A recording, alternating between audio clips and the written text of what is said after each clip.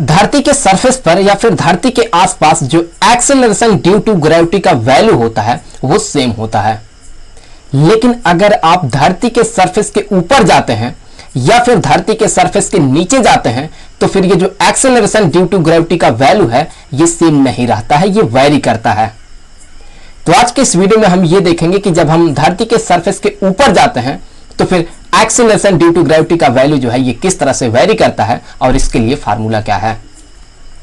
तो यहां पर देखें तो ये एक अर्थ है और हमने ये मान लिया कि इस अर्थ के सरफेस पर जो है यहां पर एक ऑब्जेक्ट रखा हुआ है। तो धरती के सरफेस पर यहां पर ये जो ऑब्जेक्ट रखा हुआ है हमने ये मान लिया कि ये जो है यहां पर जो एक्सेलरेशन ड्यू टू ग्रेविटी के वैल्यू को फील कर रहा है वो है यहां पर जी। तो यहां पर ये जो एक्सेलरेशन ड्यू टू ग्रेविटी है ये किसके बराबर होगा। तो यहां से अगर हम ये मान लेते हैं कि यहां पर ये जो अर्थ है इसका जो मास है, इस अर्थ का जो मास है ये है कैपिटल M, और हमने यहां पर ये मान लिया कि इसका जो रेडियस है अर्थ का, यहां पर ये जो रेडियस है ये रेडियस जो है कैपिटल R है। तो उसके लिए मान लेते हैं कि यहां पर ये है अर्थ का सेंटर। मैं आपको बता दूं कि यहां पर जो इसका सेंटर है वो इसके अंदर है, क्योंकि ये एक स्फीयर है तो इसके सरफेस पे नहीं है, ये सेंटर इसके अंदर है। तो यहां पर इसका जो रेडियस है, ये जो रेडियस है ये हमने मान लिया कि ये रेडियस है यहां पर कैपिटल R। तो फिर अब हम यहां से ये कह सकते हैं कि ये जो G है ये बराबर होगा किसके। तो यहां पर ये जो G है ये बराबर हो जाएगा G, ये बराबर हो जाएगा universal gravitational constant G into ये जो अर्थ है इसका मास डिवाइडेड बाय यहां पर हम कह सकते हैं कि ये जो ऑब्जेक्ट है ये अर्थ के सेंटर से कितना दूर है वो है R, तो इसका स्क्वायर। तो यहां पर ये हो गया R का स्क्वायर। तो यहां पर हमने मान लिया कि ये जो है ये है इक्वेशन नंबर 1।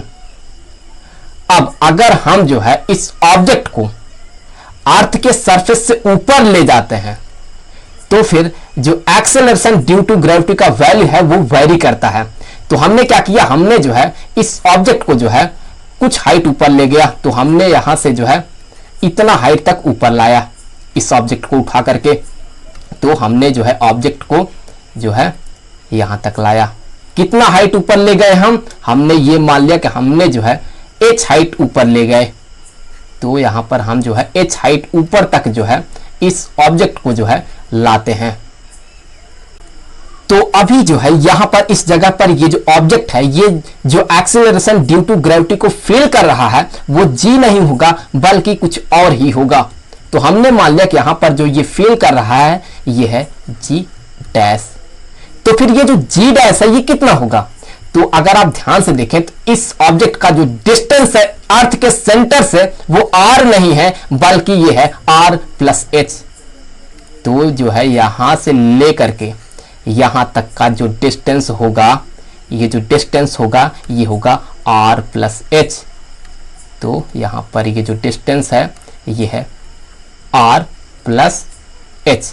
तो अब हम यहां से ये कह सकते हैं कि ये जो G डैश होगा ये बराबर होगा कैपिटल G जो कि है यूनिवर्सल ग्रेविटेशनल कांस्टेंट, फिर यहां पर धरती का मास डिवाइडेड बाय इस ऑब्जेक्ट का जो है अर्थ के सेंटर से जो डिस्टेंस है उसका स्क्वायर। तो यहां पर ये है R प्लस H का होल स्क्वायर। तो मान लेते हैं कि यहां पर ये जो है ये है इक्वेशन नंबर 2। अब हम क्या करेंगे, अब हम जो है इक्वेशन नंबर 2 को जो है डिवाइड करेंगे इक्वेशन नंबर 1 से। तो डिवाइडिंग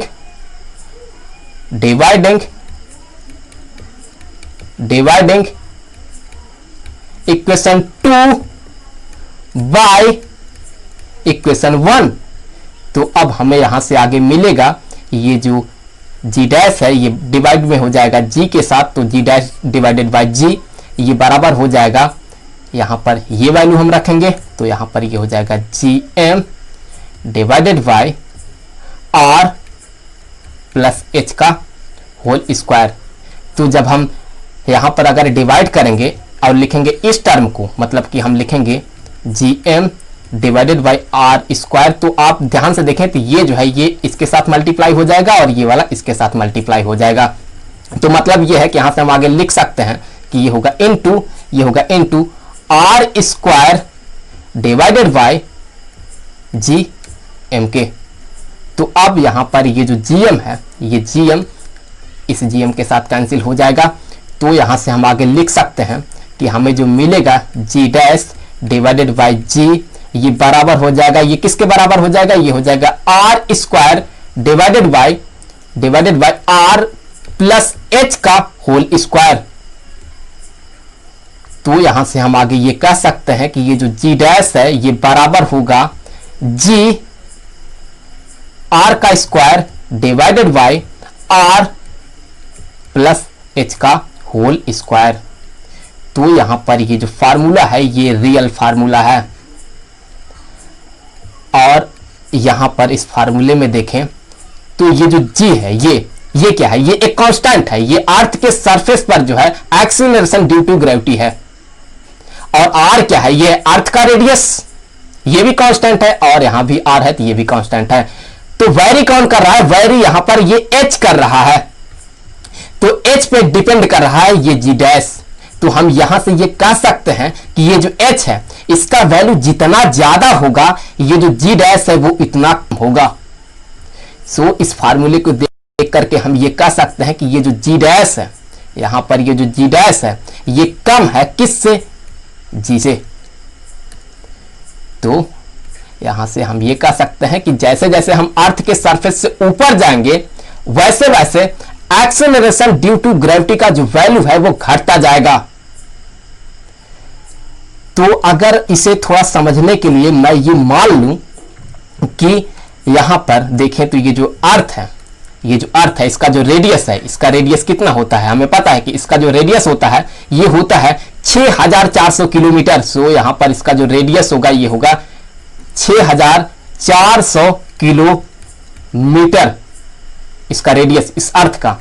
अब अगर हम जो है अर्थ के सरफेस से इतना ही ऊपर चले जाएं, मान लें कि हम यहां तक आते हैं, यहां तक अगर हम यहां तक आते हैं और यहां पर अगर हम एक ऑब्जेक्ट रखते हैं यहां पर, तो फिर हम कितना डिस्टेंस ऊपर जा रहे हैं अर्थ के सरफेस से, हम 6400 किलोमीटर ही ऊपर जा रहे हैं। तो यहां पर जो ये हाइट होगा यहां से लेकर के यहां तक का ये जो हाइट होगा ये भी होगा 6400 किलोमीटर। मैं यहां लिख भी दे रहा हूं, तो यहां पर हो गया 6400 किलोमीटर।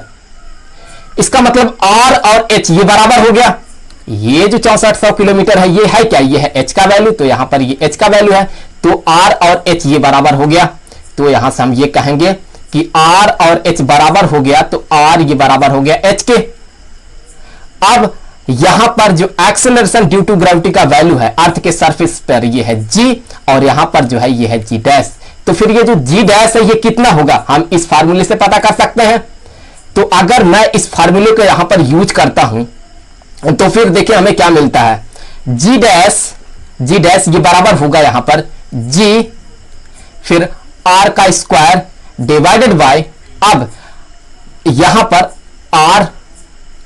आर होगा और प्लस एच जो है ये बराबर हो गया है आर के, दोनों बराबर हो गए हैं। तो हम एच के जगह पर यहां पर जो है अगर हम इस जगह पर आर ही रखते हैं तो फिर यहां पर ये हो गया आर इसका whole square, R plus R ये हो जाएगा 2r।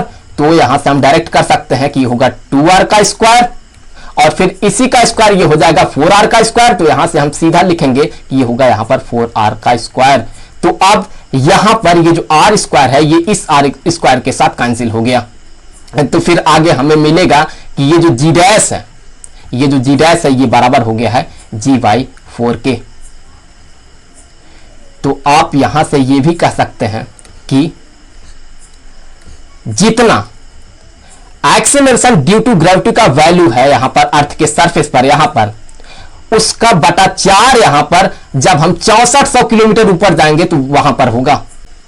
अगर यहां पर धरती के सरफेस पे मान लेते हैं कि जो एक्सेलरेशन ड्यू टू ग्रेविटी का वैल्यू है यह है 10 मीटर पर सेकेंड स्क्वायर्ड मान ले, तो फिर जब आप 6400 किलोमीटर ऊपर जाएंगे मतलब कि इस पॉइंट पर जो आप एक्सेलरेशन ड्यू टू ग्रेविटी के वैल्यू को फील करेंगे वो होगा इसी का बटा 4, मतलब यहां पर होगा 2.5 मीटर पर सेकेंड स्क्वायर्ड।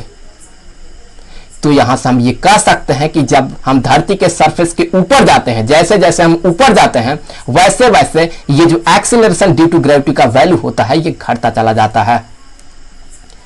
तो अब यहां से आगे बढ़ते हैं और हम एक और फार्मूले पे बात करेंगे जो कि यहां पर अप्रॉक्सीमेटेड फार्मूला होगा, ये रियल फार्मूला है। तो अब यहां पर हम क्या कर सकते हैं, हम यहां पर जो है ये जो आर स्क्वायर है इसे कैंसिल करने के लिए हम यहां से जो है ये जो आर है इसे कॉमन आउट करेंगे। वैसे बेसिकली जो हम यहां पर कॉमन आउट करेंगे वो आर स्क्वायर ही होगा। तो यहां से हम आगे लिखेंगे कि जी डैश ये बराबर हो जाएगा, किसके बराबर हो जाएगा, जी आर स्क्वायर डिवाइडेड बाय, हम इसमें से क्या कॉमन आउट कर सकते हैं, हम करेंगे यहां पर जबरदस्ती आर को। तो यहां पर जो है हम आर को कॉमन आउट करेंगे जबरदस्ती, तो यहां पर आर को कॉमन आउट कर लिया तो फिर यहां पर होगा 1 plus H divided by R इसका होल स्क्वायर। तो यहां पर हमने कॉमन आउट कर लिया है आर को। अब जब हम आर को यहां से कॉमन आउट करेंगे तो ये हो जाएगा आर स्क्वायर, तो यहां पर ये बराबर हो जाएगा जी आर स्क्वायर डिवाइडेड बाय, हम इसी को लिख सकते हैं आर स्क्वायर फिर ब्रैकेट में 1 plus H divided by R इसका होल स्क्वायर। तो फिर यहां पर ये जो आर स्क्वायर है, ये जो आर स्क्वायर है ये इस आर स्क्वायर के साथ कैंसिल हो गया। तो फिर आगे हमें क्या मिला, यहां से हमें आगे मिला कि ये जो जी डैश है, ये जो जी डैश है ये बराबर हो गया, किसके बराबर हो गया, ये बराबर हो गया जी डिवाइडेड बाय 1 प्लस एच बटा आर का स्क्वायर। तो अगर हम इसे ऊपर ले जाएंगे तो हम इसी को कुछ ऐसा भी लिख सकते हैं कि ये हो जाएगा यहां पर 1 plus H divided by R का पावर -2। अब हम जो है यहां पर इसे एक्सपैंड करेंगे, हम इसे फैलाएंगे, उसके लिए हम यूज करेंगे बायनोमियल थ्योरम को। तो बायनोमियल थ्योरम जो है वो ये है कि यहां पर अगर हो 1 प्लस एक्स का पावर अगर k हो तो फिर हम इसी को कुछ ऐसा लिखते हैं कि ये है 1 प्लस के एक्स प्लस यहां पर हम लिखेंगे k फिर ब्रैकेट में k माइनस 1 फिर डिवाइडेड बाय 1 इंटू 2 फिर यहां पर लिखेंगे हम एक्स स्क्वायर प्लस हम लिखेंगे यहां पर k फिर ब्रैकेट में k माइनस 1 फिर ब्रैकेट में हम लिखेंगे k माइनस 2 इंटू 2 इंटू 3 और फिर यहां पर हम लिखेंगे एक्स क्यूब, फिर इस तरह से ये चलता रहेगा आगे। तो अगर आप इस फार्मूले को जो है यहां पर इससे कंपेयर करते हैं तो आप ये पाएंगे कि x के जगह पर ये टर्म है h बाई आर और k के जगह पर ये है -2। तो हम जो है यहां पर अब इसे आगे प्रोसीड करते हैं, मतलब हम इसे जो है आगे फैलाते हैं तो हमें आगे यहां से ये मिलेगा कि ये जो जी डैश है, ये जो जी डैश है ये बराबर हो जाएगा यहां पर, ये बराबर हो जाएगा यहां पर जी ब्रैकेट में ये होगा 1 प्लस यहां पर के एक्स के जगह पर हम क्या लिखेंगे, के जगह पर हम लिखेंगे -2 और x के जगह पर हम लिखेंगे h बाई आर हो गया और फिर हम प्लस लिखेंगे। यहां पर मैं आपको बता दूं कि ये जो फार्मूला हम डिराइव कर रहे हैं वो स्पेशल केस के लिए है, मतलब यह जब h का वैल्यू बहुत बहुत छोटा हो r से। तो ये जो फार्मूला मैं यहां पर डिराइव कर रहा हूं ये है जब जो है h जो है ये r से बहुत बहुत छोटा हो।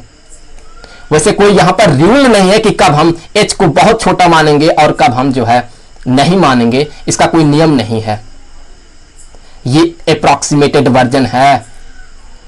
तो अभी हम मान लेते हैं कि जो h है वो r से बहुत बहुत बहुत छोटा है। ये आपके एक्सपेरिमेंट पे डिपेंड करता है कब आप बहुत छोटा मान रहे हैं कब नहीं मान रहे हैं, इसका कोई रूल नहीं है। तो अगर h r से बहुत छोटा होगा तो जब हम यहां पर ये टर्म लिखेंगे इसके जगह पर हम लिखेंगे h बाई आर इसका स्क्वायर, h बाई आर का स्क्वायर हम लिखेंगे। तो h खुद बहुत छोटा है, तो h बाई आर वो और छोटा होगा, क्योंकि r क्या है, r रेडियस है अर्थ का, वो है 6400 किलोमीटर, तो वो बहुत ज्यादा है। तो h बाई आर करेंगे तो वो और छोटा होगा, और उसका स्क्वायर कर देंगे तो वो और ज्यादा छोटा होगा। तो हम यहां से यहां पर जो है इन सारे टर्म को, इसके आगे जो भी टर्म होंगे हम उन्हें निगलेक्ट कर सकते हैं। तो हम सिर्फ जो है यहां पर इतना ही रहने देते हैं। तो यहां से हमें मिला कि ये हो गया यहां पर, ये हो गया यहां पर कुछ इतना। तो फिर इससे आगे हम ये कहेंगे कि ये जो जी डैश है, ये जो जी डैश है ये बराबर हो गया, किसके बराबर होगा यहां पर, जी, फिर ब्रैकेट में हम लिख सकते हैं 1 माइनस 2h बाई आर। तो ये जो फार्मूला आपको दिख रहा है ये अप्रॉक्सीमेटेड फार्मूला है, ये एक्यूरेट नहीं है। जो रियल फार्मूला है वो ये वाला फार्मूला है, ये रियल फार्मूला नहीं है, ये अप्रॉक्सीमेटेड वर्जन का है।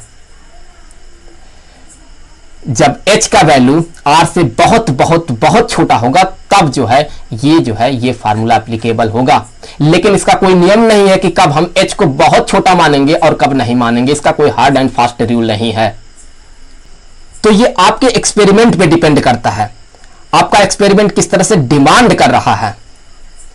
तो इस वीडियो में इतना ही। अगले वीडियो में हम ये देखेंगे कि जब हम अर्थ के सरफेस के नीचे जाते हैं तो फिर एक्सीलरेशन ड्यू टू ग्रेविटी का जो वैल्यू है वो किस तरह से वेरी करता है और उसके लिए फार्मूला क्या है। तो मिलते हैं आपसे अगले वीडियो में।